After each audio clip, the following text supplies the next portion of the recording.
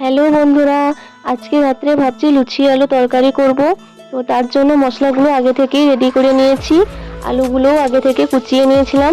এখন গ্যাসে কড়াইতে বসিয়ে দিয়ে ভালো করে তেলটা ভালো মতো গরম হয়ে যেতেই দিয়ে দিয়েছি কুচানো আলু, দিয়ে দিলাম পরিমাণ মতো নুন, আর দেব পরিমাণ মতো হলুদ দিয়ে দিচ্ছি।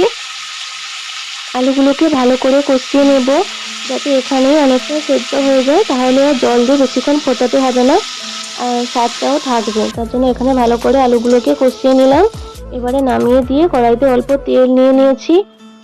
তেলটা গরম হতেই রঙের জন্য একটু চিনি দিয়ে দিলাম, আর ফোড়নে দিলাম গোটা শুকনো লঙ্কা ও তেজপাতা, দিয়ে দিলাম ধনে বাটা আর জিরা বাটাটাও দিয়ে দিলাম। একটু ভালো করে কষিয়ে নেব। তারপর দিয়ে দেব টমেটো বাটাটা, আর দিয়ে দেব কাজু বাদাম বাটাটাও দিয়ে দেব, দিয়ে ভালো করে একটু কষিয়ে নেব, যাতে মশলাটা একটু ভালো করে কষিয়ে যায়। তারপর মশলা থেকে তেল ছেড়ে দিয়েছে, দেখুন বন্ধুরা মশলা থেকে তেল ছেড়ে দিয়েছে। এরপর আগে থেকে কষে রাখা আলুটা দিয়ে দিয়েছি। আলুগুলোও ভালো করে নেড়ে নিলাম, যাতে এখানে একটু ভালো করে কষানো হয়ে যায় মশলার সঙ্গে।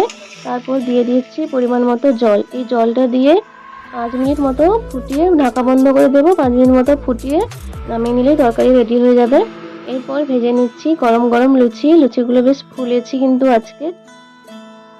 আমার রাতের খাবার তৈরি হয়ে গেছে, এবার পরিবেশনের পালা। তো আজকে নিরামিষ ছিল, এই জন্য ভাবলাম যে লুচি আলু তরকারিটাই করি। আর সঙ্গে নিয়ে নিয়েছিলাম একটু অল্প করে শশা কুচি। তো কেমন লাগলো বন্ধুরা আমার আজকে রাত্রের খাবারটা জানাবেন অবশ্যই। সবাই পাশে থাকবেন, আমিও আপনাদের পাশে আছি। ধন্যবাদ সবাইকে।